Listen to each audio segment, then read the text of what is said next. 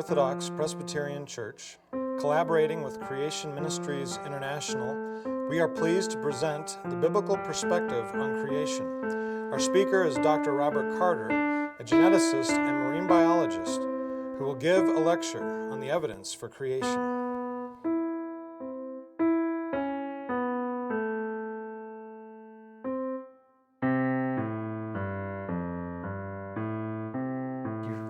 Pardon me for the rude introduction, but technology is what it is. I am a scientist, but the most important part of my life is that I'm a follower of Jesus Christ. It's hard to weld those two things together sometimes. I understand the social pressures, I understand the intellectual pressures, but I'm here to tell you that you don't have to turn off your brain when you become a Christian. I am a speaker for Creation Ministries. I've been doing this now for about 15 years. This will be one of about 1,500 presentations. I could back up too. Okay. This will be one of about 1,500 presentations that CMI is going to do around the world over the coming year. We were shut down for a year and a half. It was awfully hard to be stuck at home, not doing anything I love to do the most, which is to come to churches and talk about the Bible. Now, I'm a marine biologist by training. I spent many years scuba diving in Florida and the Bahamas and Belize. Twist my arm, I gotta go diving again. But it was a really nice way to explore God's creation. I got to see an awful lot of really beautiful sunsets. I was studying these animals, these beautiful corals.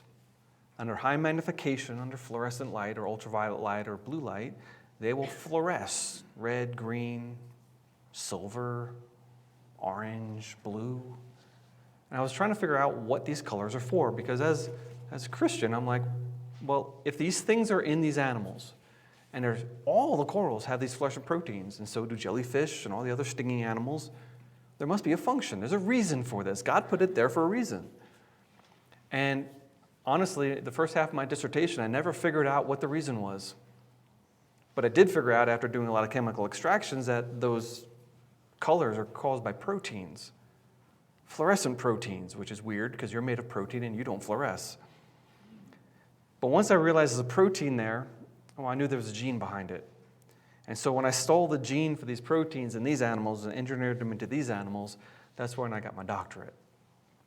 Now, I just opened up a giant can of worms.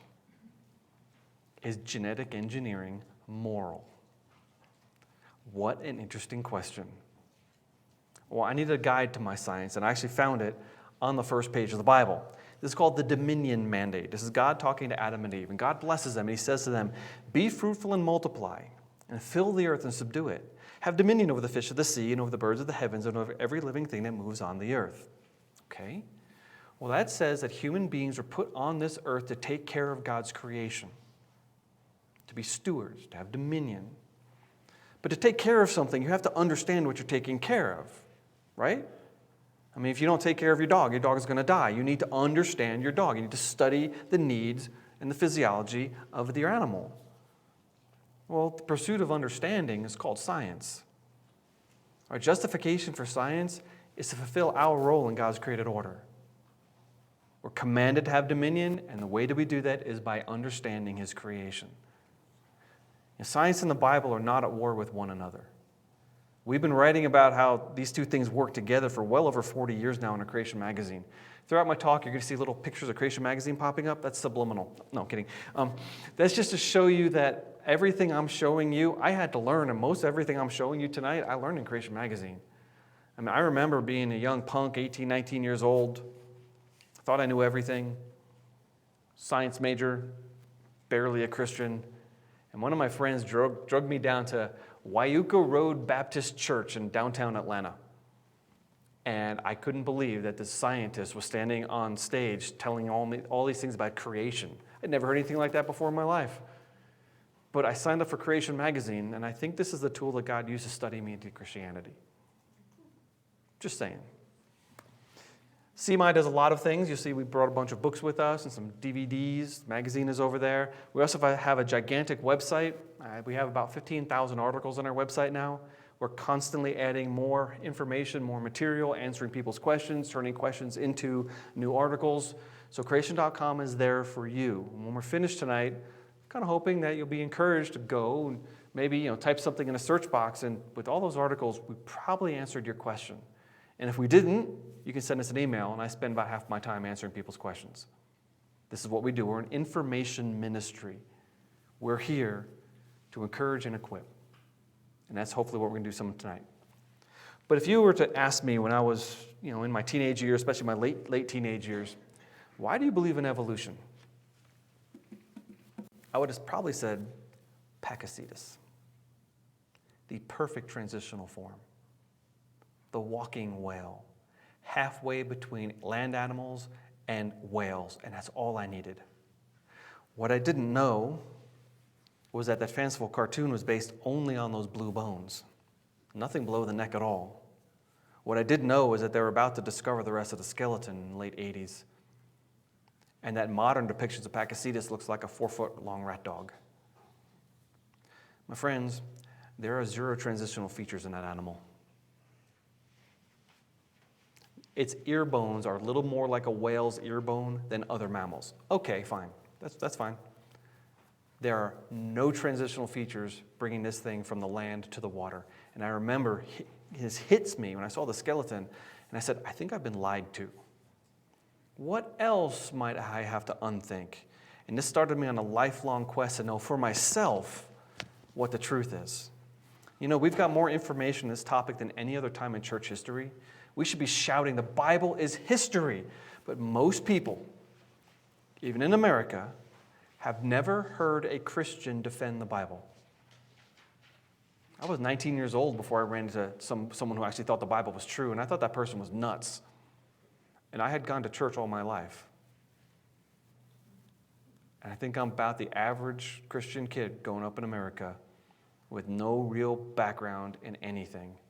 And so when those kids hit that age where they got to decide and all the social pressures are pushing them away from the church, yeah, we know what happens.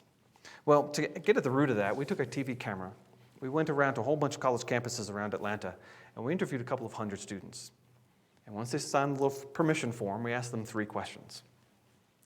Did you go to church when you were growing up? If they said no, we said, thank you, bye. If they said yes, our next question was, were you ever taught anything about creation and evolution? And our third question was, do you still go to church? And oh, wow, did we find a very interesting formula. Now, it's not bulletproof, but for the most part, the young people who were never taught anything about creation and evolution were not attending church anymore. They basically had walked away from Christianity, and most of them are not going to come back. But the handful of students that we found and said, oh, yeah, we were taught about creation, every single one of them was a faithful attendee. Now, it's not perfect. Humans are humans. Sin is sin. Rebellion is rebellion. But it was clear that churches who preach this from the pulpit, Sunday schools that discuss this, families who discuss it over the dining room table, were raising young people much more willing to stand up for Christ in a very anti-Christ, hostile environment called the college campus. Just saying. So I ask you a question now. We have to reach America. We have to reach our family and friends. And it's getting harder. So what do we do? Do we stand on a soapbox in a corner downtown and preach to people? Maybe. Do we Twitter? Do we Facebook? Do we communicate on Snapchat? Maybe. But any way we do it, if we're going to talk to them about Jesus, we have to give them an alternative answer to the questions they're using to reject Jesus. And most of the time, it's a science question.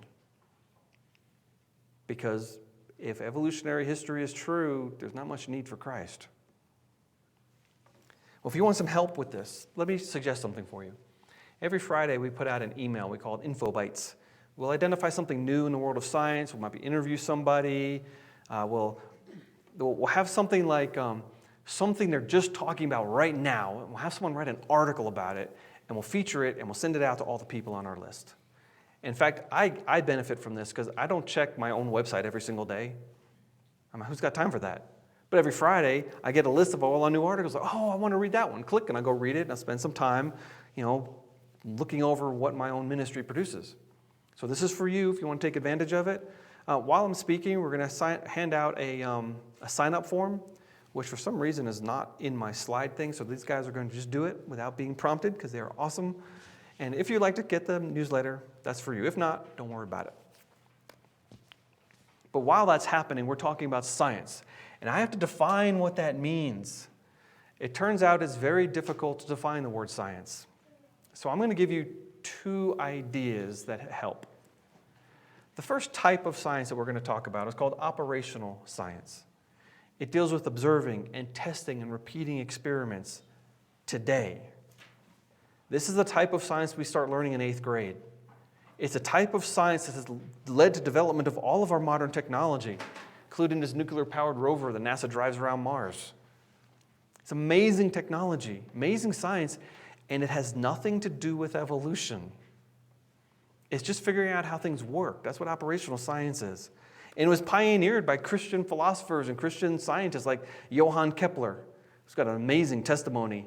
He's the guy who discovered the 3 laws of planetary motion and NASA uses to fly things around the solar system today. He said of his work, it was like thinking God's thoughts after him. But it wasn't just Kepler. If you rattled off a list of early modern scientists, you'd pretty much rattling off a list of people who believe the Bible. You ever struggle in science class? Remember those horrible formulas? Well, a lot of times, in fact, most of the time, when there's a capital letter that's not a Greek letter, but a capital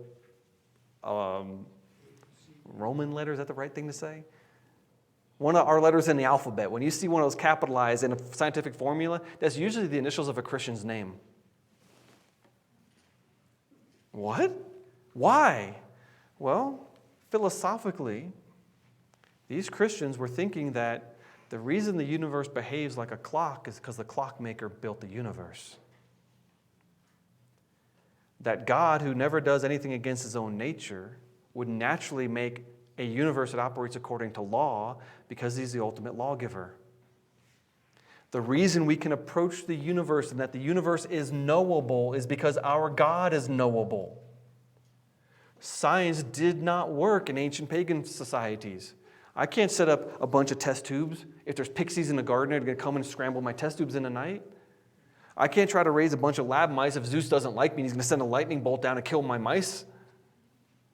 You need a constant universe and a trustworthy source to guide that universe for science to operate.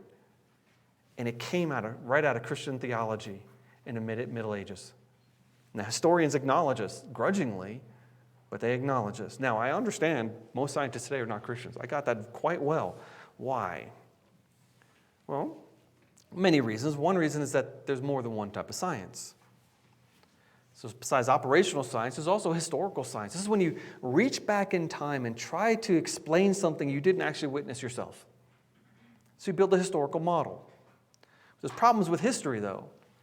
History only happens once. You can't repeat it. And we weren't there to see most of it. And it's not testable. You can't run history multiple times and change a variable and see what happens. This is not the same thing as operational science. So we're not arguing over the boiling point of water, the speed of light, or the force of gravity. We're arguing over, did some stumpy-legged fish crawl out of a sea 500 million years ago? That's a historical question. Are Neanderthals a dead-end branch of humanity? Or are Neanderthals human descendants of Noah? Those are historical questions. So here, this is science class. I'm going to give you a pop quiz. One question, true or false?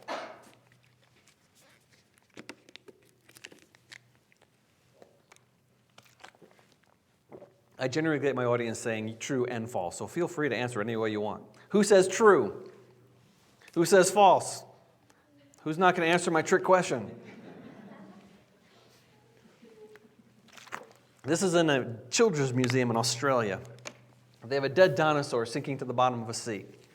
And he rots and he's lying there, and over millions of years he's buried slowly and petrified. And maybe millions of years later, plate tectonics lifts these rocks up and erosion exposes a dead dinosaur. True or false? False. How do you know? Because you weren't there to witness it. Well, let's apply some operational science. I'm a marine biologist. Let's look for a good example. They're not hard to find. Here's a dead whale on the bottom of the ocean. Ew.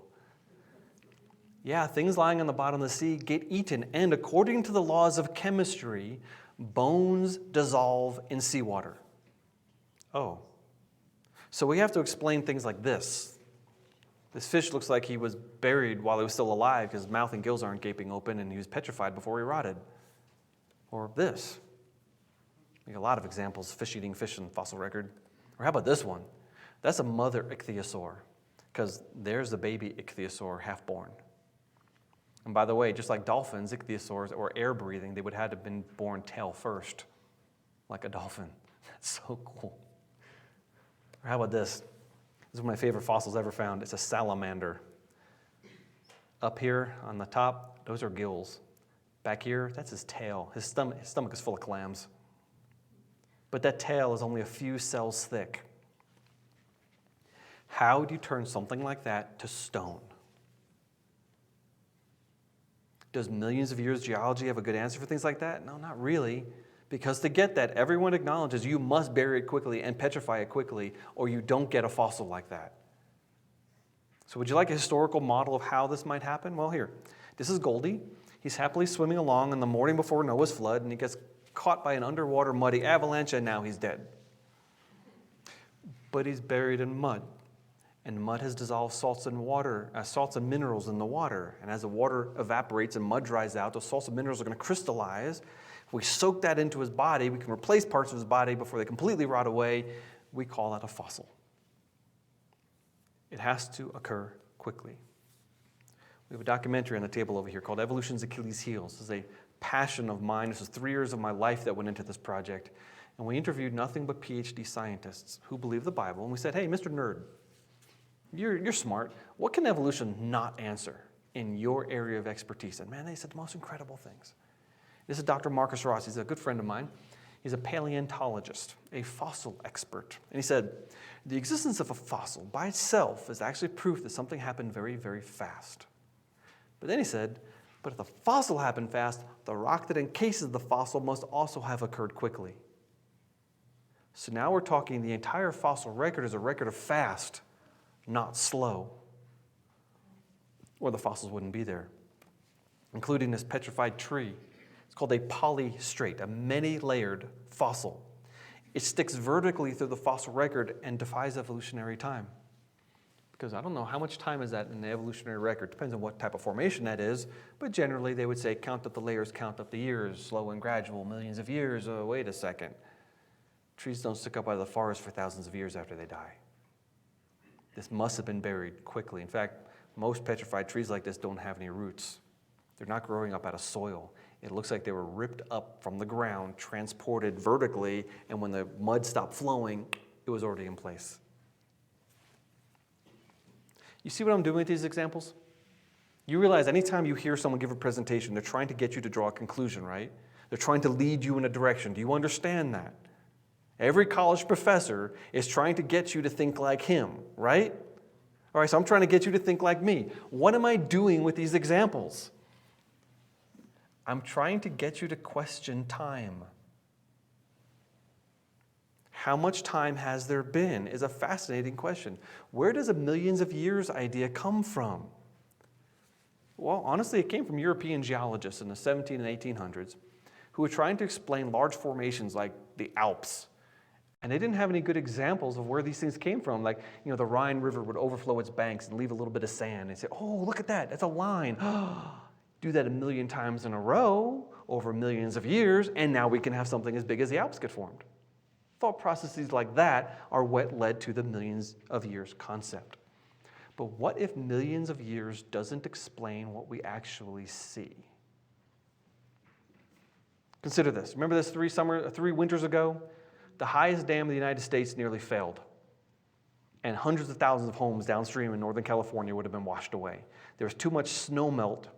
They had to open up the emergency spillway, and you can see that it erased part of the side of the mountain. They said, whoa, no. Just open up the main one with all that steel reinforced concrete and let the water flow down that. Yeah, whoops. Over the matter of just a course of a couple of days, this is not a lot of water compared to the size of the world. That's not a big hill compared to the size of the world. But this water flowing down the steel reinforced concrete ate through the concrete and carved a side canyon 1,300 feet long, 400 feet wide, and 160 feet deep through solid rock. which is now the gravel out in the riverbed. I thought erosion was slow. Well, it can be slow, but once water reaches a certain critical speed, all bets are off. In fact, water will eat through stainless steel. You ever seen a pitted boat propeller? That's not from salt water. That is from a process called cavitation. As water is flowing over a surface, it'll flow nice and smoothly until it gets a little too fast. And if there's even a slightest little irregularity, it'll leap up from the surface and create a vacuum. And then that imploding vacuum will eat through stainless steel. So if you ask me, how long did it take to carve Grand Canyon? I say, I don't know. How fast was the water flowing? That's the first question we ask. And I've been asking questions like that my whole life. This is me, 5th grade, red hair, socks pulled all the way. I love those socks. They don't even sell those anymore. I was a nerd. I always have been. I love being a nerd. Here I am living on a beach town in New York. My parents owned a marina. My second floor bedroom looked out over the boat basin, out over the bay, and out over the ocean, due east. And a sun would rise in my window every day. It was a beautiful place to live. But for about a month at the end of my 5th grade year, the sun was coming up in a strange, eerie, ghost-like red ball of flame. I was like, what is wrong with the sun? Well, it turns out that a mountain that many of you are familiar with, 3,000 miles away from my house, had just exploded. And Mount St. Helens gave us an amazing testimony that a lot of geology can happen in a very short amount of time. And this exposure is a woman down there for scale. You see 3 separate events that are caught here. The first big explosion, May of 1980, boom, splat, layer. 2 months later, or a month later, a boiling hot cloud of ash and volcanic steam came racing down the mountain at the speed of a hurricane, deposited that middle section. 2 years later, a mud flow came down the flanks of the volcano, out over the plain, deposited the upper layer, and carved the canyon. And that canyon, this looks like the rest of the fossil record. All these layers, distinct places. If you zoom up on that middle section, you see all these little laminations. This is not slow and gradual millions of years. This is ash just falling out of the sky. This is a few minutes, and its deposit is in place. Okay? So Mount St. Helens gives us the key to unlocking a lot of problems in geology. We have witnessed many different types of rock and rock formations forming very quickly. But how old is the Earth? How do we know? Well, let's take a tour through the Bible first. Let's first acknowledge the Bible claims, whether or not it's true, something you have to decide, but the Bible claims to be the history book of the universe. It claims to explain where everything came from and where everything is going, and the reason why it is now. Those are some really big claims. In fact, first page of your Bible, if you just read it, it says that God created the entire universe in 6 consecutive days a few thousand years ago. Hey, Christian, does that embarrass you? I was terrified of this. I tried to add evolution to this millions of years, so every way you can imagine. I didn't even know that there was a thing called day-age theory, but I tried to stretch these days out to millions of years. I didn't know there was a thing called theistic evolution, but I tried to say, oh yeah, this is just evolutionary theory in like poetry form or something like that. But every time I tried that, I ran into a brick wall. Because first of all, the language used does not support millions of years. There are a lot of ways to express long periods of time in Hebrew. None of them are used in Genesis chapter 1 and 2. Not only that, the events are all wrong. You can't get plants millions of years before the sun. You can't get whales millions of years before land animals. Oh. It's as if God intentionally did this to thwart naturalistic explanations of where things came from. Okay. The reason I'm talking about this, though, is not for the Old Testament's sake. It's because of the New Testament. We have to acknowledge there are over 100 references to Genesis in the New Testament. More than half of those, about 60 of them, come from the first 11 chapters. Wasn't the first 11 chapters of the Bible? Creation, the flood, and the Tower of Babel. Every single New Testament author references those Jesus himself at least 16 times, including this passage, Mark chapter 10. But from the beginning, Those are the opening words of the scroll of Genesis. From the beginning of creation, here's a direct quote from Genesis. God made them male and female. Another quote from Genesis chapters 1 and 2. Therefore, a man shall leave his father and mother and hold fast to his wife, and the two shall become one flesh. Hey, this is Jesus talking. Did Jesus believe that Adam existed at the beginning of creation? Then we better believe it also. Not only that, if Adam existed at the beginning of creation, there's no such thing as evolution or deep time. Because Adam couldn't have existed at the Big Bang. He couldn't have existed billions of years ago in any way, shape, or form. Jesus is pretty much saying that this creation account is true, and it becomes double scripture when he double quotes it here. Oh my. But I know that most people don't accept this. Most Christians don't accept that. I got that. But look what Jesus tells Nicodemus the Pharisee here in John chapter 3. If I have told you earthly things, and you do not believe, how can you believe if I tell you heavenly things? Well, Nicodemus was struggling. Can a man be born again, he asks? Well, I think the reason, or one main reason why Christianity is struggling to remain relevant in Western culture today is most people have thrown out the earthly things in the Bible, the science and the history.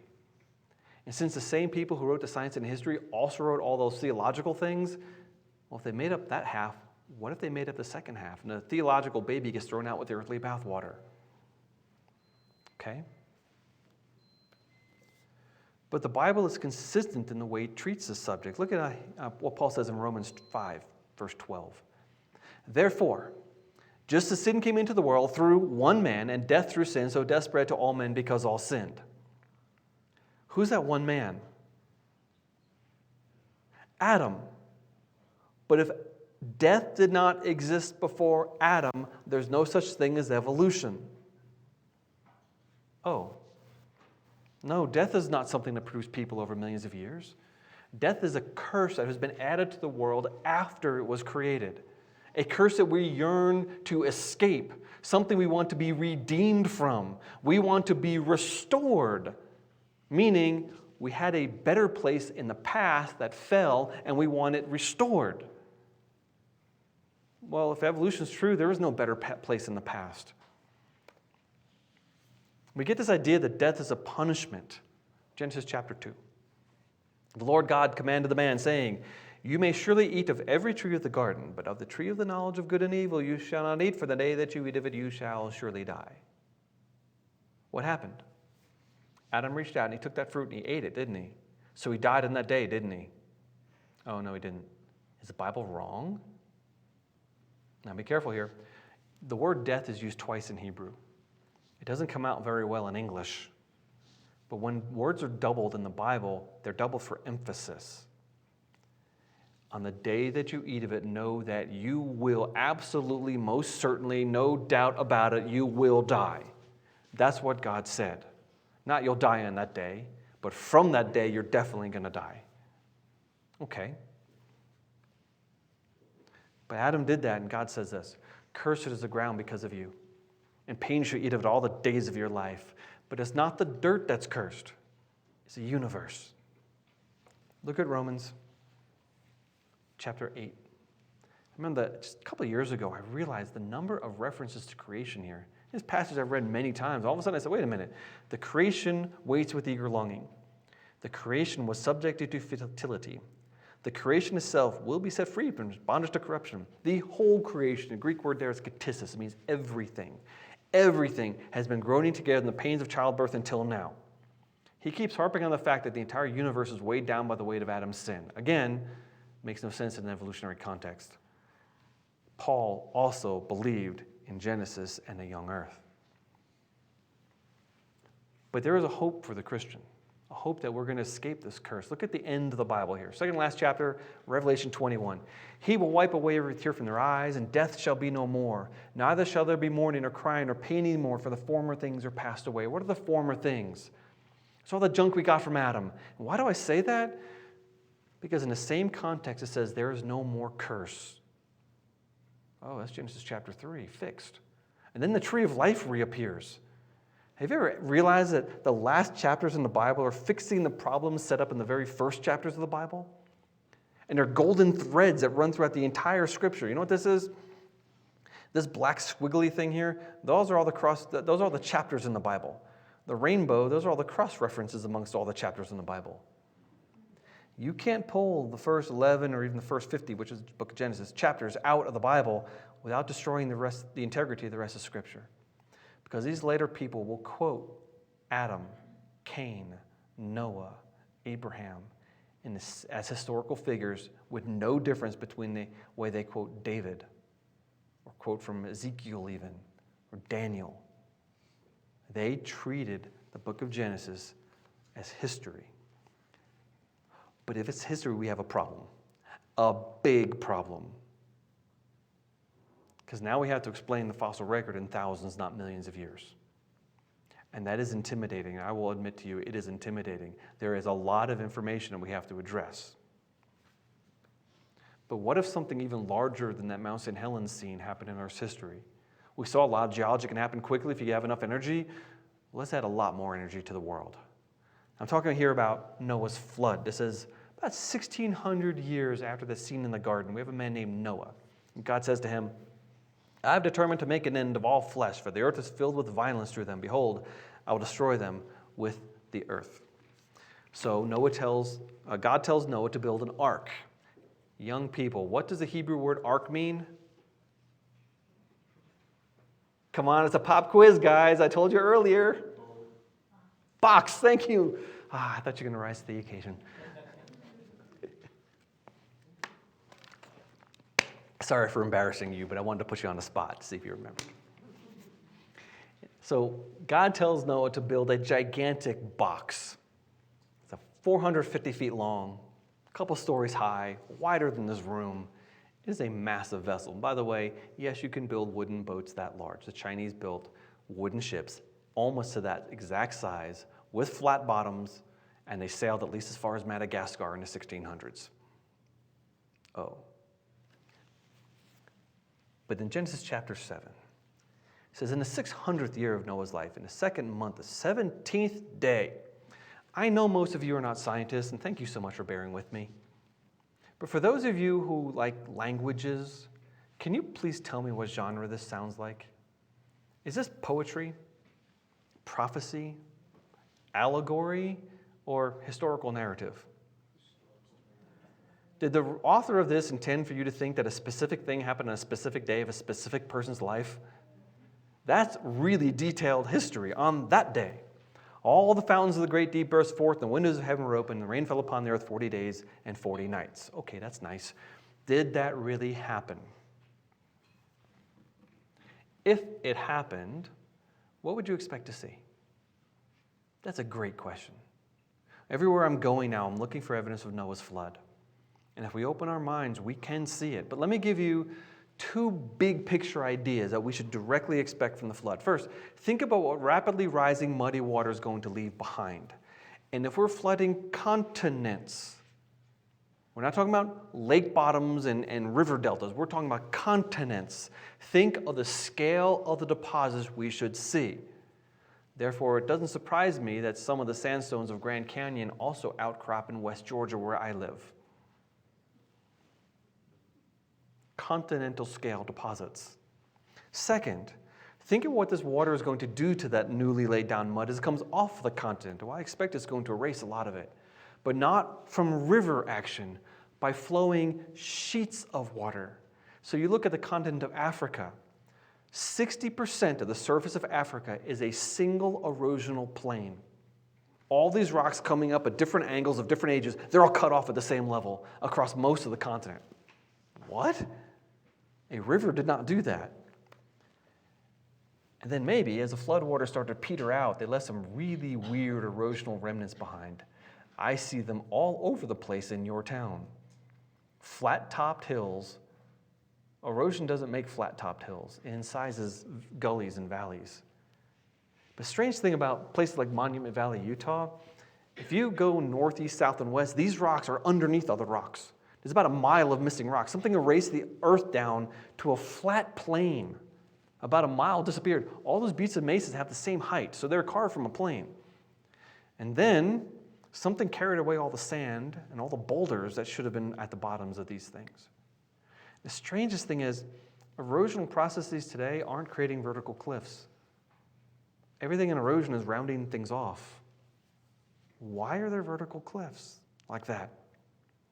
Consider Grand Canyon again.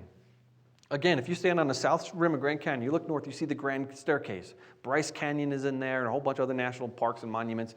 It's like a birthday cake of stacked rocks, different colors. It's a mile high, and it used to be over the top of Grand Canyon. We know that because every once in a while, a hill will pop out, and the layers in that hill are the same as the layers up in the Grand Staircase. What carved the surface of the earth down to a flat plane? The strange thing is, do you know what a water gap is? When I was growing up in New York, if we wanted to get off of Long Island, very often we go through the Delaware Water Gap. That's where the Delaware River runs through the Pocono Mountains instead of around them. A water gap is where a river goes through a barrier. There are thousands of them around the world. It's very strange. There are also wind gaps. A wind gap is where a river carved a notch in a mountain, and yet the river valleys are hundreds of feet below the wind gaps. Very strange things in the world. But Grand Canyon is the world's largest water gap. It's carved into a giant hill. The high point of the canyon is not at the beginning, it's in the middle.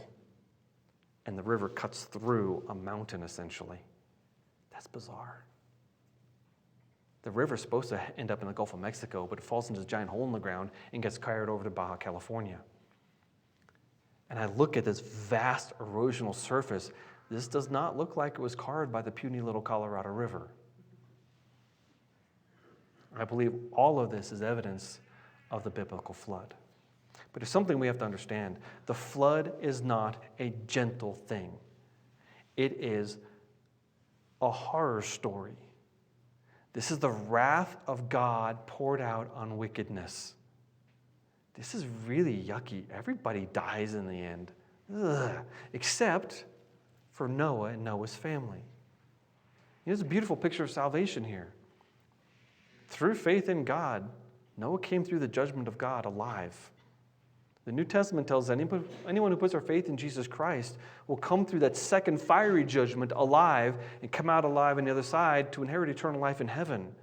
How do you survive the wrath of God? Through faith, and it's very clear in the Bible. And Noah gives us a beautiful picture of that. But you can see, I hope, that the gospel and Genesis are wrapped up together. Therefore, if we discount Genesis, we raise a lot of theological problems. I mean, Jesus was God, right? God can do anything he wants, right? Yeah, sort of. You can't lie, though. Okay. But God could have chosen any way to save his church, his people, as he wished. Jesus could have, theoretically, come down to earth and said, hey, y'all, your sins are forgiven. Have a nice day, and got back up to heaven. But that would be heretical. That's not possible because God doesn't lie. And in the Garden of Eden, God said, death is a punishment for sin. So Jesus, the man, had to come to earth and die to pay for our sins because the holy God would not tolerate us in his presence because we're imperfect. But Jesus, the perfect God-man, died in our place, and he said, is my blood sufficient? And God said, yes, and he was satisfied with the blood of his only son, the perfect lamb. But it all relates back to Genesis. Look, there are a lot of other questions. I only did a couple. I only skipped and jumped over those. There's so much more. If you want more information, where do you go? Well, read your Bibles. That's going to answer more questions than you think. Second, pick up a book or a DVD. Third, go to creation.com. But just like I said earlier, Creation Magazine is monumental in my life, so I can wholeheartedly say, if you wanted me to recommend something to you or for your family, Creation Magazine is it. Comes out quarterly. It's full of amazing things. There's a kids section in the middle of it. We always have an animal feature. We usually have an interview with a former evolutionist or at least a Bible-believing scientist. It updates on amazing scientific discoveries and how they glorify God and how they back up the Bible. It's a really good read. It's there for you. Now, it comes out 4 times a year, but you have 2 options of subscribing. You can subscribe for 1 year or 2 years. I think 1 year is $29, 2 years is $50, but for a 2-year subscription, we're also going to include the digital version of our magazine, which we'll send you an email, and there'll be a link in the email. You click on that, and it comes to our magazine. You can read it, and we'll let you share it with other people, which we love for people to do that. We'll also sign you up for our monthly mailings, like our prayer news update and things like that. But we're also going to include 2 DVDs. I'm going to throw in Darwin, The Voyage That Shook the World. This is CMI's first movie that we ever made. It cost us about $1 million to produce this. We wanted to make a documentary in the life of Charles Darwin, because if you want to understand evolution, you have to understand Darwin. And we put on our kid gloves, and if anything negative is said about Darwin, we let the evolutionists say it. There's plenty of negative things to say that we didn't say, but we were trying to just make a nice, let's understand this man documentary. I'll include that with the magazine, and I'm also going to include that Fallout DVD that I talked about earlier. Powerful words straight from the mouths of college students. Now, our sign-up form looks like this. Just got to check off one of those things, put your address down there because we have to mail it to you, and then take that form to the back tables there, and the girls there will take care of you. Okay, guys, you can do that now. Thank you.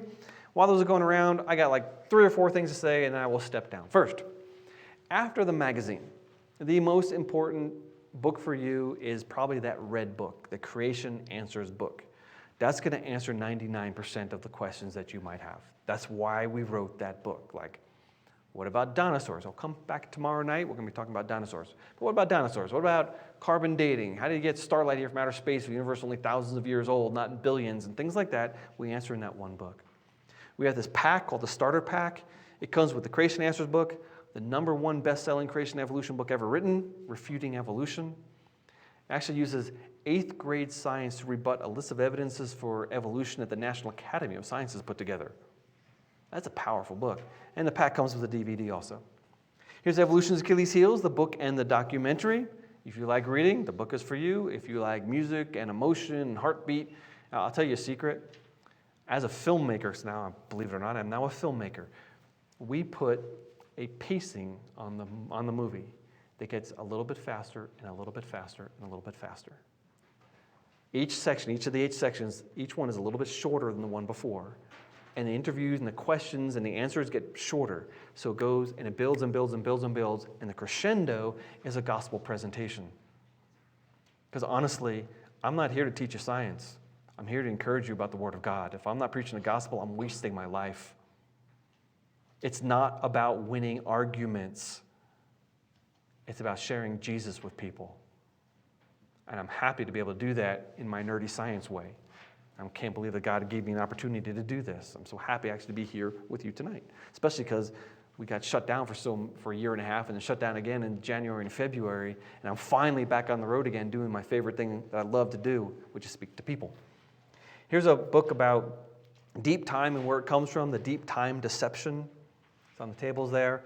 Another book, How Noah's Flood Shaped Our Earth. You want rocks and fossils and geology. Here's a rocks and fossils and geology book for little kids called Exploring Geology with Mr. Hibb. Little cricket, he's going around the world looking at minerals and rocks and formations, and we're explaining them biblically. This is such a big seller. We wrote a second book called Exploring Dinosaurs with Mr. Hibb, which is on the tables there too.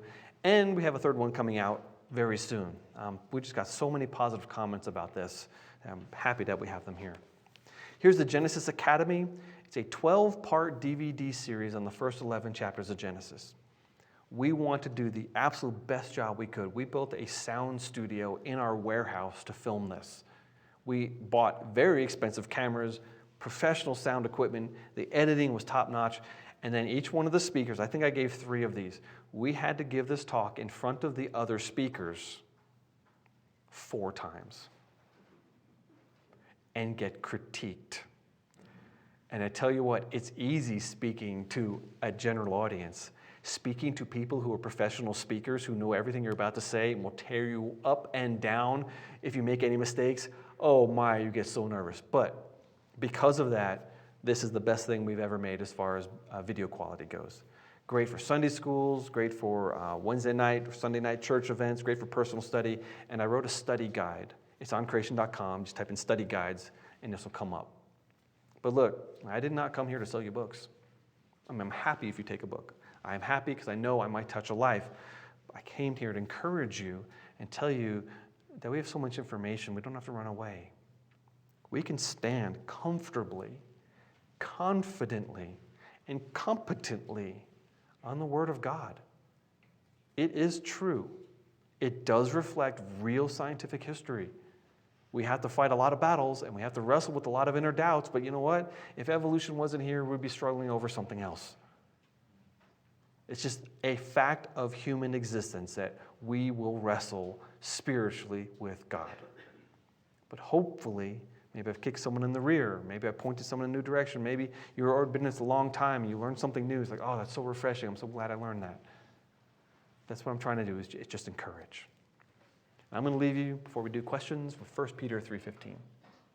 In your hearts, honor Christ the Lord as holy, always being prepared to make a defense to anyone who asks you for a reason for the hope that is in you, yet do it with gentleness and respect. And that last part, it's kind of hard for me. My Irish temper flares up when I'm insulted. There's a couple gadflies on YouTube that always comment on my videos. I just want to punch a guy in the nose, but I can't. I'm told not to. And you know what? Harsh and sarcastic facts shouted in anger usually don't point people toward the kingdom of God. So I try to model that tonight, even though part of me wants to just be a jerk and call evolutionists names. It doesn't work. Anyway, let's pray. Father, thank you for the Bible. Thank you for preserving those words for us today.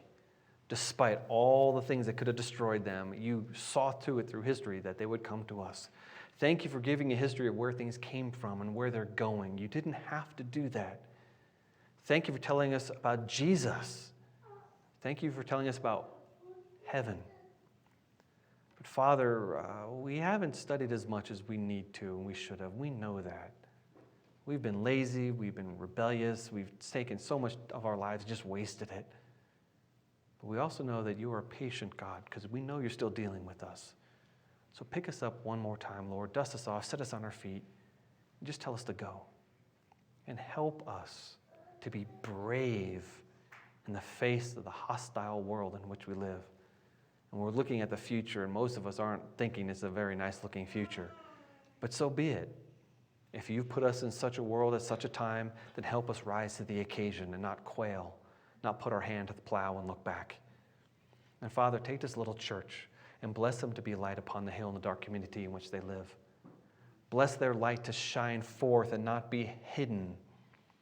Bless them to be brave and help them just to speak the truth into the lives of the people that they know. Because there are people right here that are willing and able and wanting to hear the gospel, but they just haven't had anyone tell it to them yet. Amen. Well, thank you for putting up with me all that time. I got 9:28. That makes it 7:28. That's pretty good. That was less than an hour for me. We're going to open up for questions. You want to say something? You want to organize something? Yes, well, first I want to simply thank you, Dr. Carter, for your time with us this evening, and above all, for speaking Christ to us. We greatly appreciate your encouragement in these things, and thank you for your prayers as well.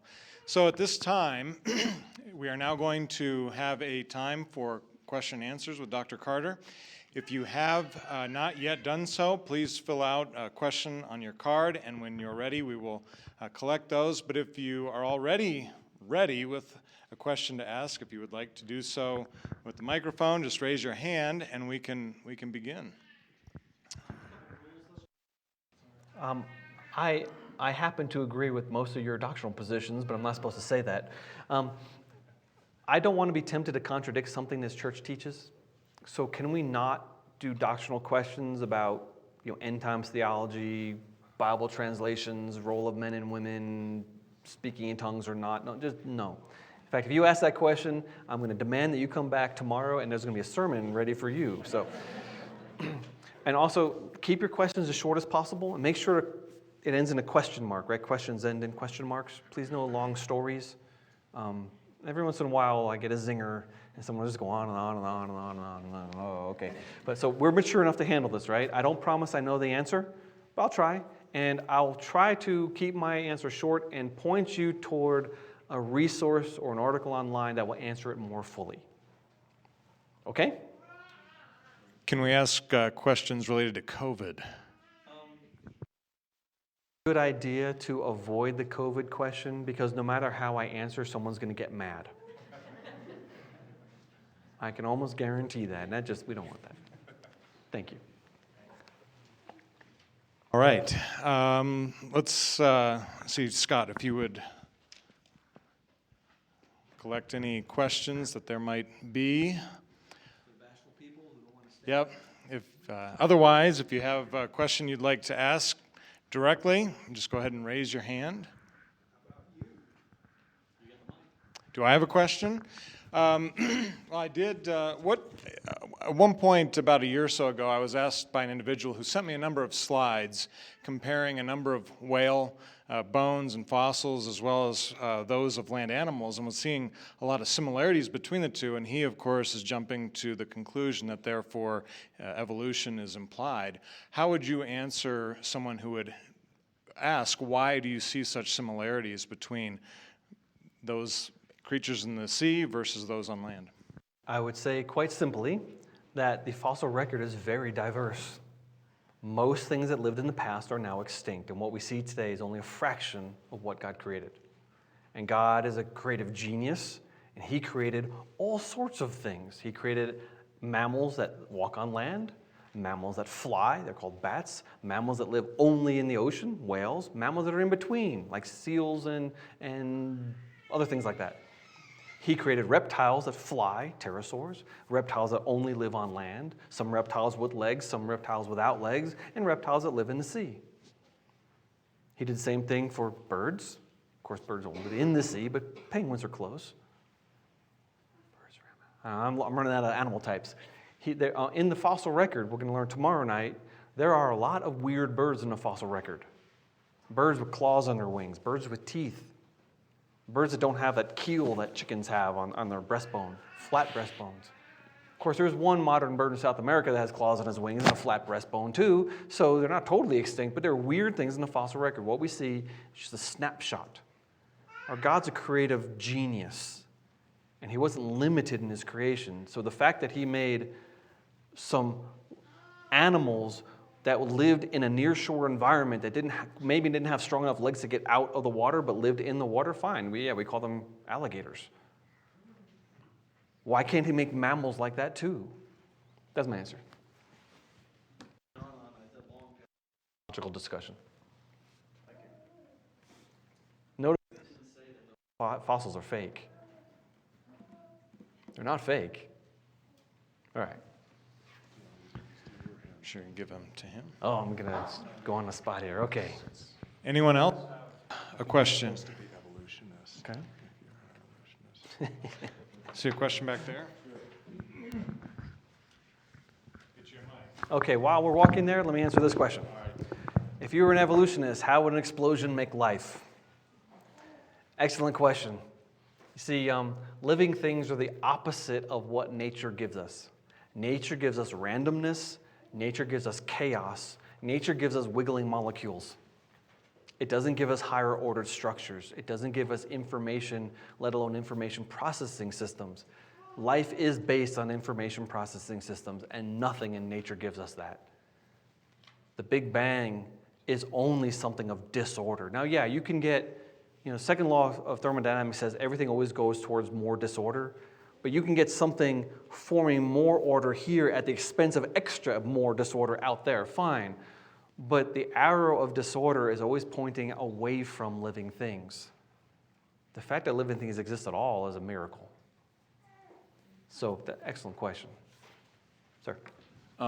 So like if you mentioned like Castle Rock and how our geology around here locally looks like that Utah photo. Partly, yeah. Yeah. Would you be able to find like dinosaur and possibly human fossils in like that? Is that like the lower Cretaceous or whatever it's called? You definitely find dinosaur fossils, hence Dinosaur Ridge, right? Which is right close by. But are you asking me if there are human fossils or should there be human fossils in these formations? Is that the question? Yeah. Okay. Great question. Theoretically, possibly yes, because if humans lived with dinosaurs before the flood, then lots of people, lots of dinosaurs would have died during the flood. But when we look at the fossil record, there's an order to it. The flood started in the oceans. Most of the fossil record is clams. After that, fish, corals, sponges, brachiopods, horseshoe crabs, trilobites. The flood was an oceanic event. After that, as the floodwater started getting higher, it hit some of the swampier areas and killed things like reptiles. And then later on, a lot of mammals. Now, there are as many mammal species buried with dinosaurs as there are dinosaur species. And one of the mammals they recently discovered from the Triassic, which predates in the evolutionary model dinosaurs, it was as big as a rhinoceros. So even large mammals lived with dinosaurs. We know that from the fossil record. But we don't find any human fossils, unequivocal human fossils, from the Triassic, the Jurassic, the Cretaceous, or anything like that. There's multiple possible reasons. I don't know the answer, but let me give you several possible answers. If humans lived not where dinosaurs lived, then they would have been buried in different places. If humans lived at higher elevations than dinosaurs, they would have been buried late in the flood. Anything buried last in the flood is the first thing to be eroded. So maybe there were a lot of people buried in the flood deposited sediments, but they got eroded first. Or let's say there's 1 million humans alive. Right? We don't know how many animals God created, but we know we start with 2 humans. After 1,500 years, let's say there's 1 million people, and they get killed in the flood and are distributed in the fossil record. That will be 1 human fossil for every 32 cubic kilometers of rock. Maybe we just haven't found them yet. Or maybe they're clustered in one place that we haven't discovered yet. I mean, the fossil record we see is only the exposed parts of cliff faces and things like that. We've never taken an entire, 10,000 square mile area and archaeologically excavated it down to bedrock. We can't do that. So it's the needle in a haystack argument. That's the last one I just gave you. 1 person for every 32 cubic kilometers. I like the needle in a haystack argument. I like the humans buried last, therefore eroded first argument. They could also have been subducted. Plate tectonics drives plates down, and abundant evidence that plates are way down at the base of the mantle, meaning it wasn't slow, it was fast. So they might have just been taken away, and they're melting now underneath the earth. There's all sorts of possible reasons. I don't know specifically. I do not like the argument, humans ran to higher ground. What higher ground? If your local stream is flooding, you're going to run to the closest hill, but you can't get to high ground, because between you and there are raging torrents of streams. I mean, we had a little trickly stream behind my house, like this deep and 3 feet wide. It's so pretty. And then 1 year, it was actually 2 months after we moved in, we had 30 days straight of rain, and the last day, it rained 13 inches. And that little stream became about 20 feet deep and about 100 feet wide, and it was ripping up trees, and it was flowing about 30 miles an hour. There's no way on earth I could have crossed that. In fact, the road I lived on, there was a highway here that connected to, but there was 3 other ways to get off of this ridge, and they're all washed out. So I would have taken my family, run to higher ground, which would have been the top of my driveway, and then we would have died there. Because you can't run across a landscape.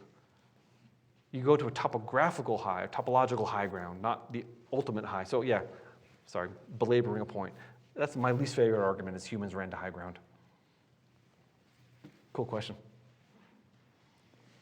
So you like that? You know what scientists do, right? When they don't know the answer? They give you all the possible answers. Any other questions? If you were to make a fossil today, how would you do it? If I were to make a fossil today, I would bury it under muddy, sand-containing sediments under high pressure. And hopefully the dissolved silicates in the pore waters of the sediments would push their way into the bone and partially petrify that bone. But that's the only way I know. In fact, I've got some friends who are chemists, PhD chemists. They have a carbon dating lab in Canada. And using their chemical expertise, They're trying to form fossils. And what they did is they had some guy build a tube where you could super pressurize it and add minerals and things like that. And they're looking at the phase transition states of various minerals under pressure and temperature to try to figure out what happened. Because even the secular community, they don't know where the fossils came from that we have. Clams are easy. They're hard. Corals are easy. Fossilized in Canada. What are they trying to fossilize in that tube? What do they put in there? Oh, I think they're taking deer bones. Maybe a squirrel. I don't know. The tube is only like this big, so you can't fit a walrus in there or something like that.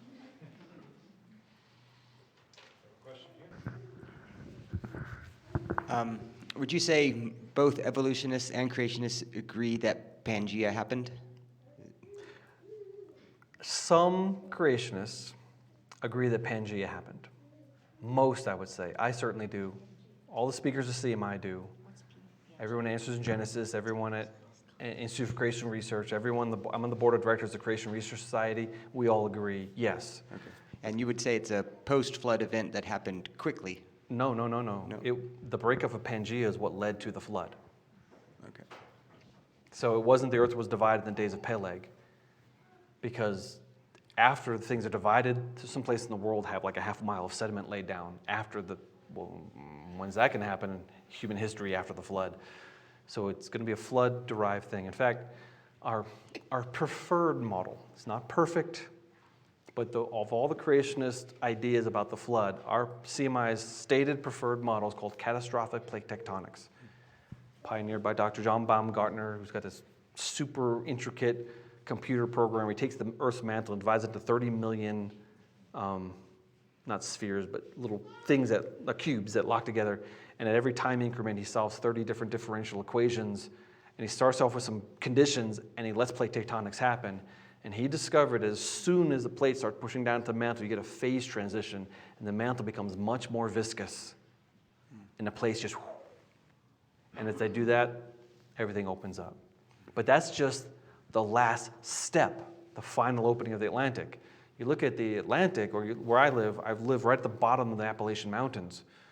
Those are the same mountains as Norway. Those are the same mountains as Morocco.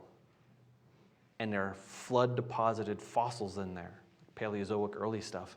So obviously, we had fossils being deposited, and maybe the contents opened up and crashed back together to make those mountains again, and then they separated again.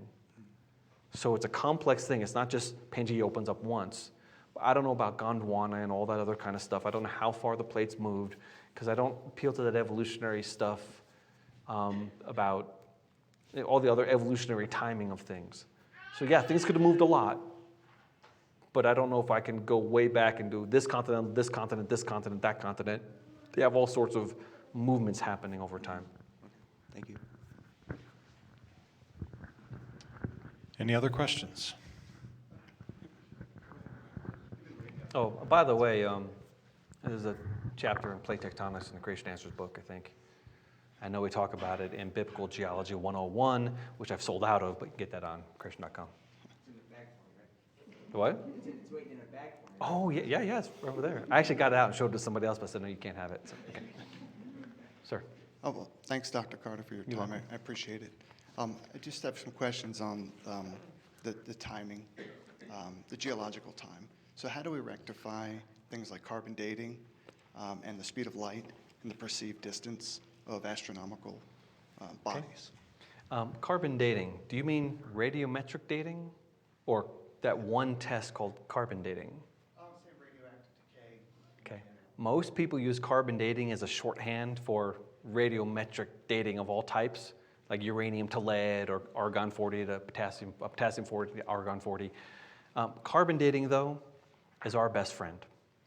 I have an article coming out on creation.com very soon. It's like 26 or 30 pages in Word. I'd had a table of contents in my web article where I thoroughly analyzed carbon dating. I explained how the tests work, how the machines work, the error rates. I gave some historical examples, things we know are true, things we worry about or wonder about because we can't really ground truth it in some places. And clearly, carbon dating tells us the Earth is young. We find carbon-14 in dinosaur bones. if the Earth was pure carbon-14, there would not be a single atom left in less than 1 million years. You have about 1 out of every carbon atoms in your body, 1 out of every trillion carbon atoms in your body is carbon-14. So the amount of carbon-14 in your body would disappear within probably 70 or 80,000 years at most. So dinosaur bones cannot have, and yet they do. We find carbon-14 in coal, from 13 million-year-old Miocene coals, to use the evolutionary numbers, to 300 million-year-old Pennsylvanian coals. They all have carbon-14. They have about the same amount. Dinosaur bones have carbon-14. I said diamonds. I meant diamonds have carbon-14. They're supposedly 1 billion years old. We can't find any carbon in the world that has 0 carbon-14. It didn't have to be that way. God could have rated the world with 0 carbon-14, but apparently he didn't, because we find it in diamonds. So carbon-14 is ours. Thank you, Mr. Evolutionist. You can go play with something else. It's ours. Now, it does yield some dates that are older than the biblical age of the Earth. That's true. But we also know the Earth's magnetic field's been decaying rapidly since we started measuring it in the 1800s.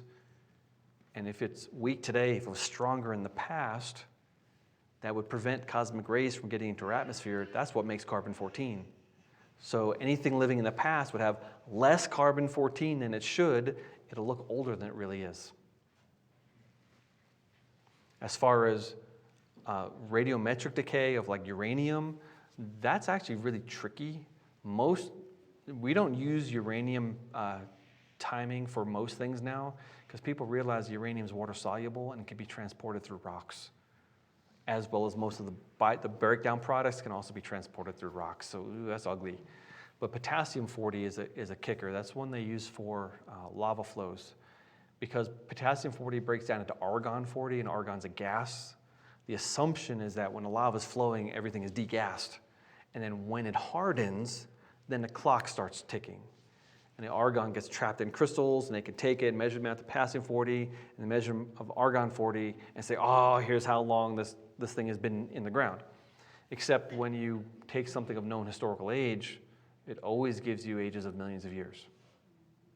Mount St. Helens, they dated that. It came out to like 5 or 6 million years old, and it was 30 years old. So we know there is primordial argon in basalt. We know that. The question then is how much? And was there enough in the past to give you an old age for something that really wasn't that old? I don't know the answer to that, but neither does anybody else. So each one of the radiometric dating techniques has a different answer. Each one takes a different way of explaining, but carbon dating is ours. So stay tuned to creation.com. My article will be up pretty soon. So question, how do we know that there are tectonic plates down below in the mantle? Because the mantle is molten rock and the tectonic plates are also rock. Awesome question. So why haven't they melted? Awesome question. But let me correct you on something. Actually, I did not know this until just a couple years ago. I was like, what?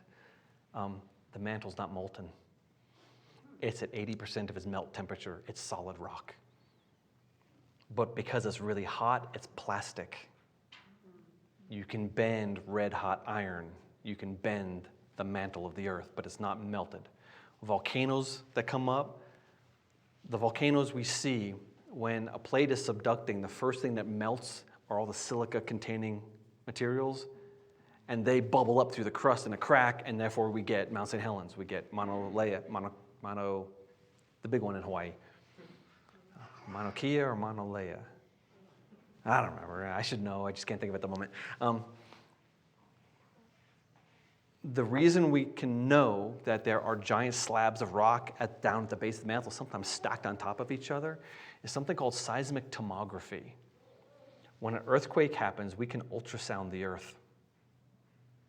We have seismic stations all around the world, and they travel through the different layers at different speeds, and you have the S waves and the P waves, and they do different things, and they diffract, and we can do all sorts of really cool observations in the middle. In fact, the core of the earth is solid, and it's surrounded by a shell of liquid, and the core spins at a different rate than the outside of the earth.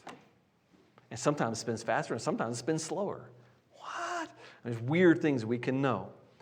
And we have seen underneath, the big earthquake that hit Japan a couple years ago, this subduction trench.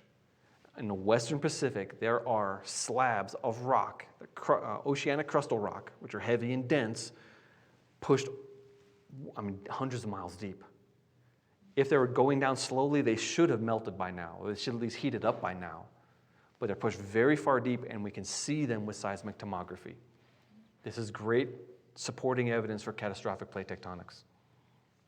But our techniques are pretty primitive. We only can vaguely see that they will get better over time as supercomputers start crunching numbers and things like that. You can expect to see some really cool results. Good question. Do we have any other questions? Yes, David? Can't make it. Thank you. So it seems like time, the question of time is always the stumbling block, even for a lot of Christians. They, again, don't really believe in evolution, but time, that always seems to get everybody. And deep time was a prerequisite for Darwinian evolution. And it came to us in the late 1700s, way before Darwin wrote about evolution. Go ahead. So I guess it's kind of two-part. One, do you have any, at least from the Christian who's starting to wrap their heads around the idea that what they believe, the conflict between being a Christian and evolution, so many people just kind of go through life and they never really hit those walls, the wall between these ideologies. But when they do, the time question. So I don't know if you have any. And I know you went through that process. I did, yeah. I know I went through that process. Okay. It was rough, and I think all the resources, like you said, Creation Magazine, all those resources were. I don't think I would be a Christian today if I didn't have access to the resources that people like you put out. I think I would not be a Christian today, except for the grace of God, or not for the resources I ran into that CMI has been producing for half my life. Yeah. Yeah. So I don't know if you just have any, items, statements, ideas that you felt were just kind of hit home when somebody says, like, well, what about the age of the earth? And the other piece is, given the biblical timeline, is there any room for, say, another couple thousand years, or does that always fall flat? Excellent question. Let's do that one first. I wrote an article, it's on creation.com, called The Biblical Minimum and Maximum Age of the Earth. And my co-author and I looked at every statement we could find. I think we missed one little one, but that I know of right now. But every statement we could find in the Bible that influenced the age of the earth. So the genealogies in Genesis 5, the genealogy in Genesis 11, the timing of the Exodus, the amount of time in the Israelites were in Egypt, when they built the temple, and it was 430 years from there to the Exodus, and all these things together. How old Abraham was after Terah died, or did he leave before Terah died, and all sorts of questions like that. And we said, okay, let's take the most conservative positions we can. Like, Seth is born on Adam's 130th birthday. And let's come back, and we could squish maybe 100 years. Okay, now let's take the most liberal possible. Let's say, Seth is born on the day before Adam turns 131. Try to stretch the time out, and we could stretch it out maybe 200 years.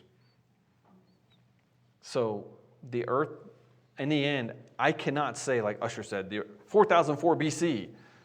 No, I don't believe that. I don't think you can get that specific. But it wasn't even 6000 BC. The biggest questions that influence the date of the creation of the world are, how long were the Israelites in Egypt? 430 years or 215 years? Well, Usher, he thought 215. So did Isaac Newton. So did most of the chronologists who have ever tried to tackle this question. They start the 430-year clock with Abraham, not with Jacob entering Egypt. That affects the age of the universe by 2.5 centuries. The one that actually affects it more than anything is a debate between the Masoretic Hebrew Bible and the Greek Septuagint Bible. Septuagint famously has 100 extra years than all the lifespans of those patriarchs, most of them. There's 1,600 extra years. But even that doesn't get you to 9,000 BC. So scripturally, there are limits to what we can do. For all of the age estimates, though, it is overwhelming, absolutely overwhelming if you try to take them all at once. So you take them one at a time. We address carbon dating. Done. Here's carbon dating. We can address fossilization, because most people think fossils take millions of years to form. Paleontologists don't believe that, but they're happy if you believe it. So answer that. Done. Erosion. No, erosion can be very fast. Done. And then we're left with starlight and time. And that, honestly, that's even harder to answer than radiometric dating. Because radiometric dating, there are hundreds of time measurements for the Earth that say the Earth is young. And some radiometric dating techniques don't work to show the Earth is old. In fact, they cherry-pick the ones that worked. Wait a minute, what about all the rest? We skip over that part. But starlight and time, the universe looks old. It looks like a long time has passed in the universe. And it's a challenge. However, I love to point out that Einstein taught us that time depends upon acceleration. Time depends upon gravity. Time depends upon where you are in the universe. I mean, your clocks here in Colorado tick faster than my clocks in Atlanta. I'm at 600 feet above sea level. You're at a mile or more. What did we cross over the pass here? Is it whatever that was? I was like, wow, I'm that high. Woo, my time's speeding up. The Big Bang assumes something called the Copernican principle. There's no center. The anthropic principle. There's nothing special place. It assumes homogeneity. It assumes that everywhere you go on a large scale, the universe is uniform. But that's not true. With the Hubble Space Telescope and other things we've been doing lately, mapping out things in the heavens, the universe is incredibly lumpy. In fact, our galaxy is in a giant void. One of the largest voids that we know about is surrounding our galaxy. So we are in a special place in the universe. What on earth? But if the universe is lumpy, then time passes at different rates in different places. So maybe the universe really is billions of years old out there, but not here. The age of the universe might depend upon where you are in the universe.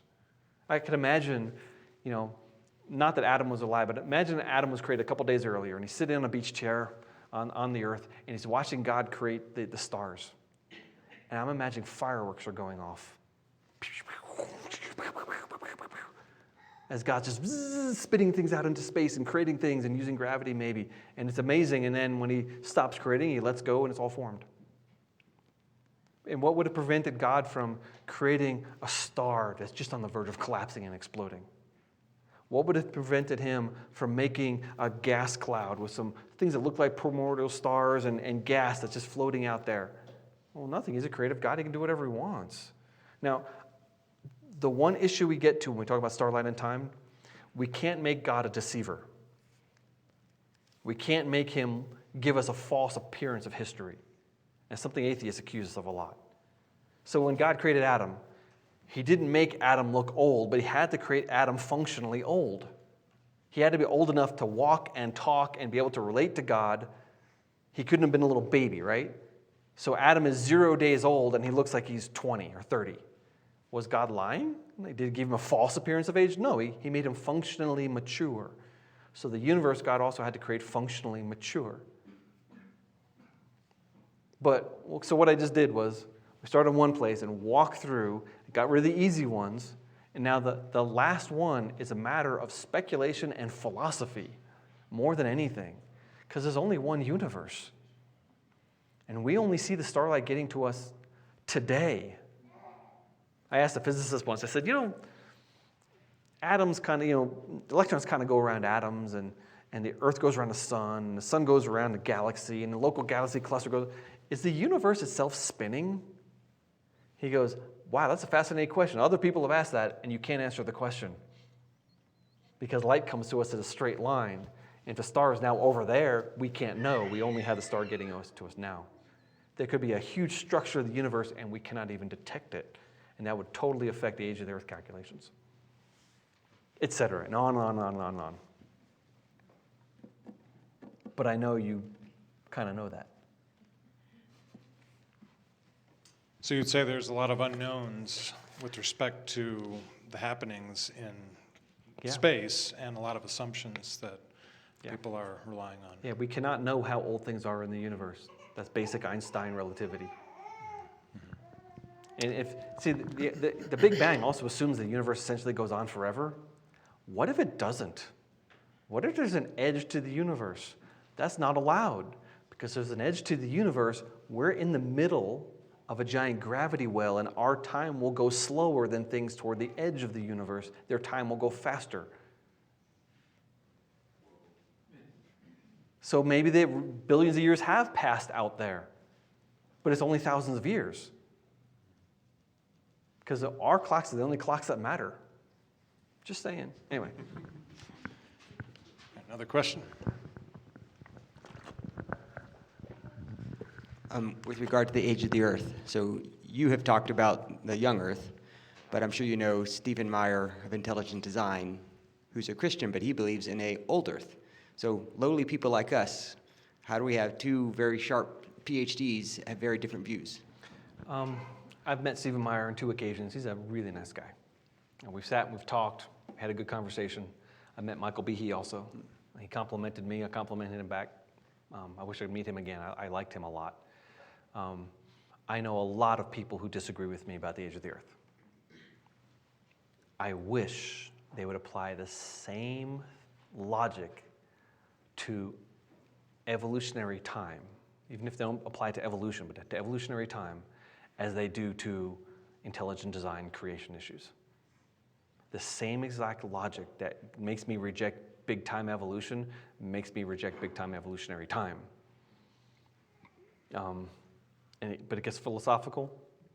It gets, I get it. I know why people are in that position. I was in that position too.